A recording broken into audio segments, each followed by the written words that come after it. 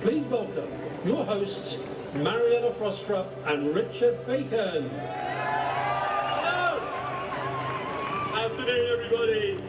Welcome. Some news to start with. The media reported that there would be 100,000 people at this march today. The number is nothing like that. We have not only doubled that, trebled it, quadrupled it. An hour ago, the number of people at this march was estimated at 565,000 people. 565!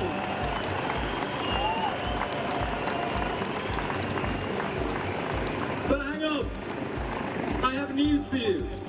We have been talking to the police and we've been talking to the stewards. More people are streaming in, and the total number of people demanding a vote today is 670,000 people.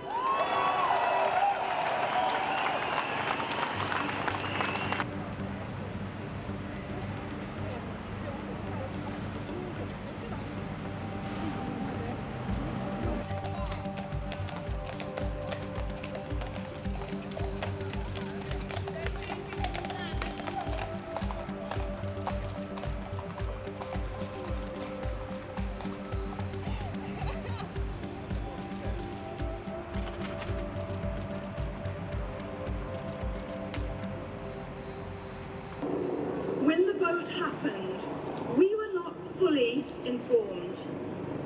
Now we know. Dire consequences. And that can be summed up in just 2 words. Unmitigated chaos.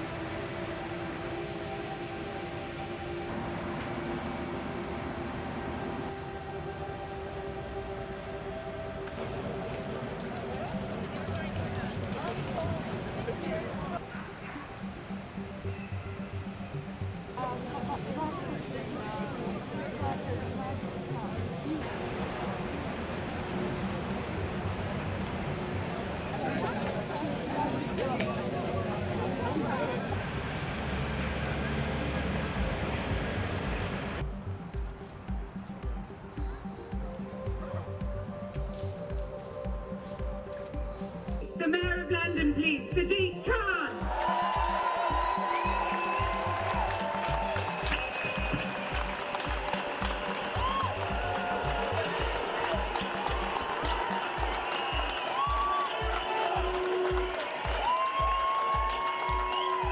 My name is Sadiq Khan.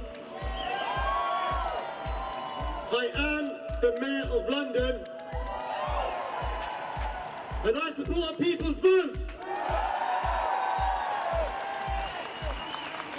You know what? It's absolutely right. It was young people leading this march because it's their future that's on the line.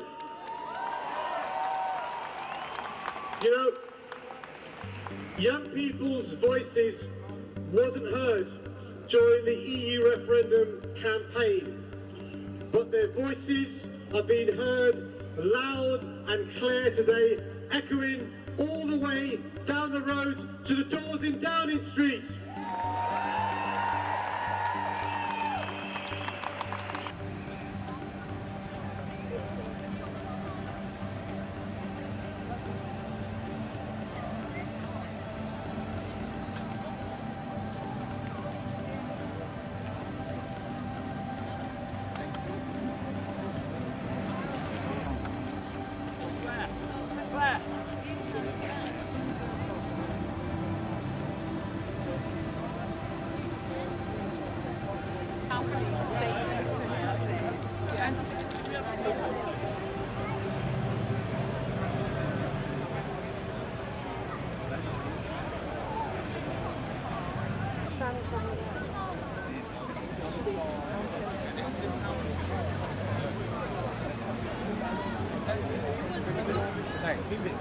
Yeah, can I ask you, what do you think the chances are for another referendum with a Remain option? Well, there is a fighting chance, so we wouldn't be here. Yeah, exactly. I mean, the problem is that we've got into a complete logjam in Parliament. There is no majority for the kind of deal that Theresa May looks as if she's going to get. There's certainly no majority for the hard Brexit of the extremists. And taking this back to the people is a sensible way to resolve it. So how do you think the mechanics would work then? Well, the mechanics are complex, and of course it depends on Parliament reasserting its control over the process. But I think if the other options are exhausted, as they may well be, this is, I think, will be seen to many people as a sensible way forward. Do you see any sort of timescale as far as people voting? Well, we're not defining a particular week. I mean, of course, it depends when the government gets its so-called deal. But I think we are talking clearly about the next 3 months.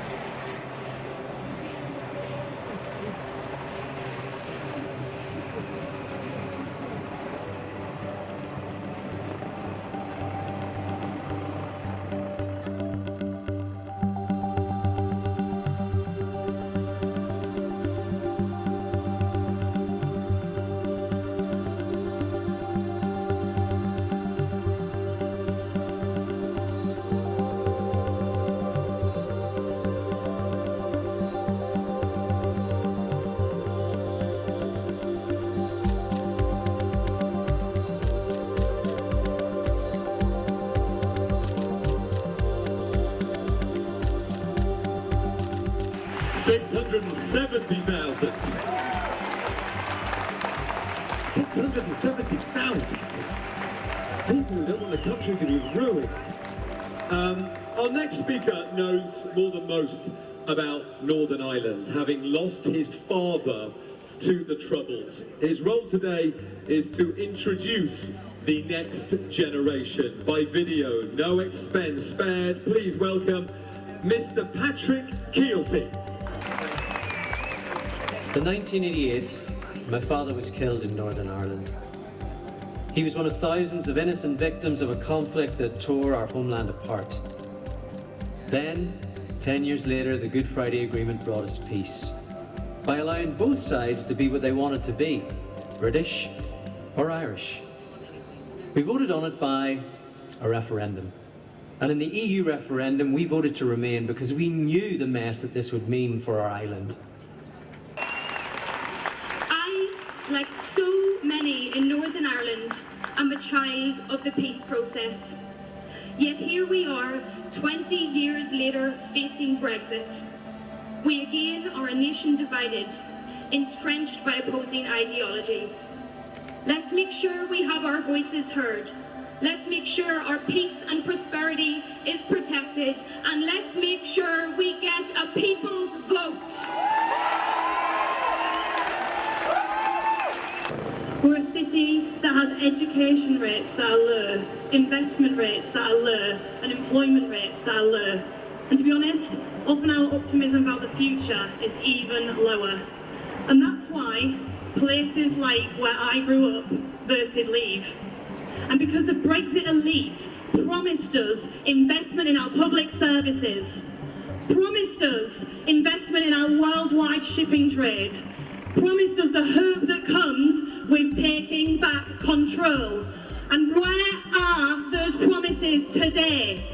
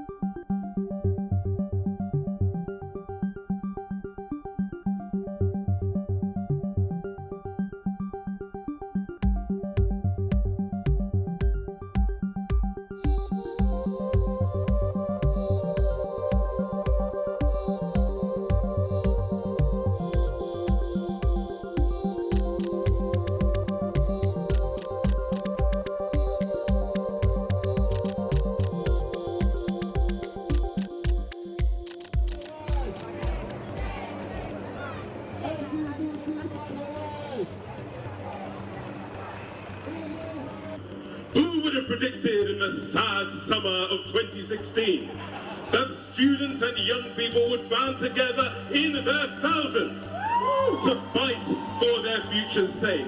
Well, I say to the people of the UK all the world over, the best way to predict the future is to create it for ourselves. With me today are my two beautiful little girls, and I want a people's vote for them as much as I do for my students, because today is a people's vote for our future. How can we look the next generation in the eyes and tell them that their futures are going to be taken away from them?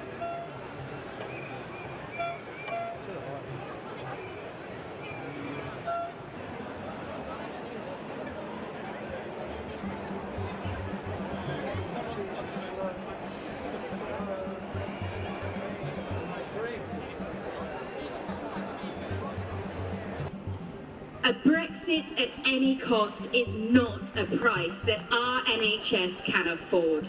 And it's a price that will ultimately be paid for by those who staff our health service and the patients that we care for. I am one of those patients. I'm a patient who frequently relies on the NHS and its staff from around the world. We have a publicly funded health service providing first-rate care free at the point of need. The NHS is one of the greatest things this country has ever achieved. And yet, over the past 2 years, thank you! And yet, over the past 2 years, it's become clear that Brexit is a threat to both the NHS and the nation's health.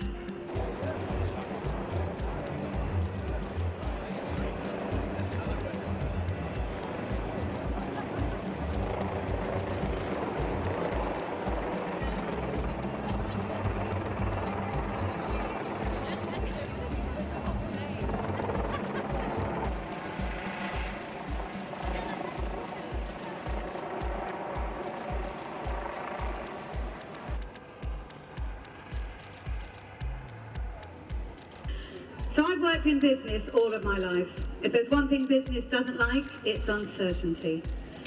2 years ago, we had no idea what chaos Brexit was going to bring, and today we know even less. So I'm delighted to do a very independent thing now and introduce a range of voices from across the political spectrum. So please welcome Caroline Lucas of the Green Party and the Independent's comment pages, the Labour MP and Independent columnist, Chuka Umunna, the SNPs, Joanna Cherry, the Liberal Democrat leader and Independent columnist, Vince Cable, and the Conservatives, Anna Soubry.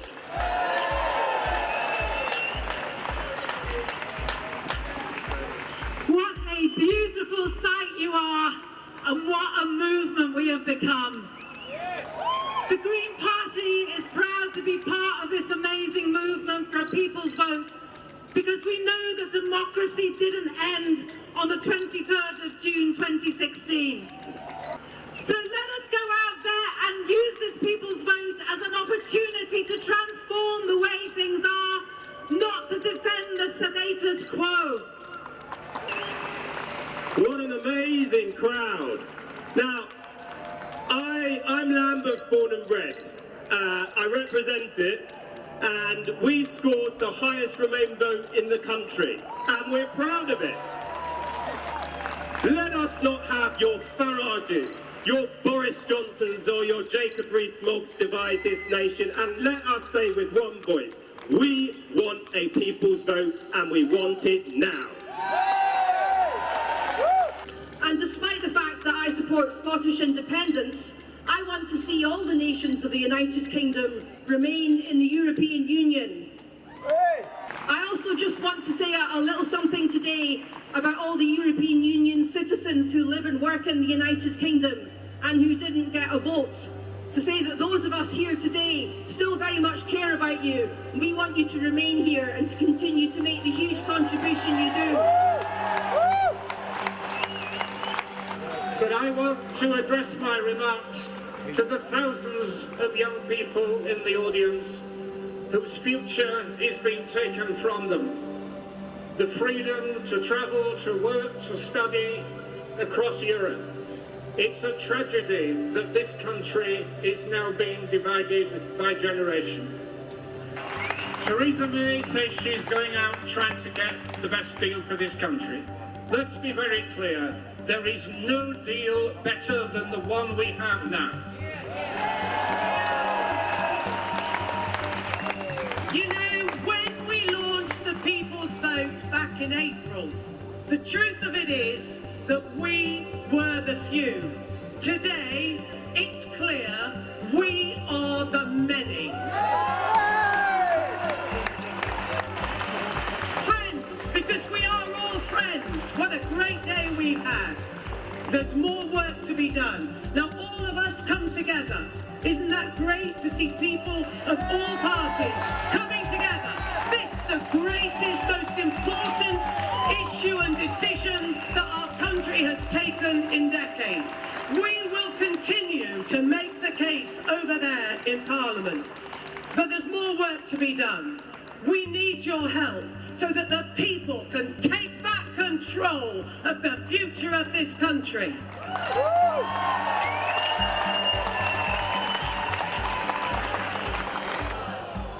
And write to your MPs to say, enough is enough. Write to them to say that this is our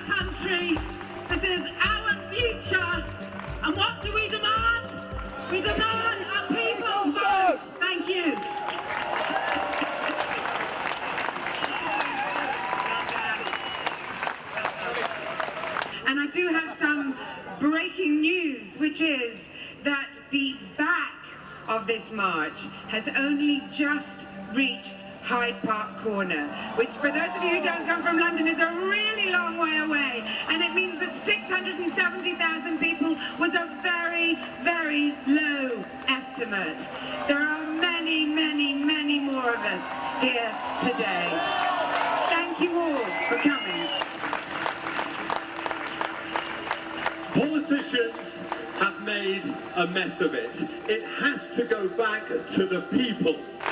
We demand a people's vote. We demand a people's vote. We demand a people's vote. We demand a people's vote.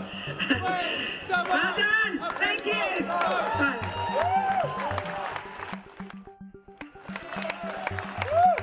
But the other thing that many of the brilliant speakers that we've all heard from today have made clear is this. Where are all the Brexit leaders? Where are they? They're not taking responsibility for this mess and for this chaos. They've walked away. We will not walk away.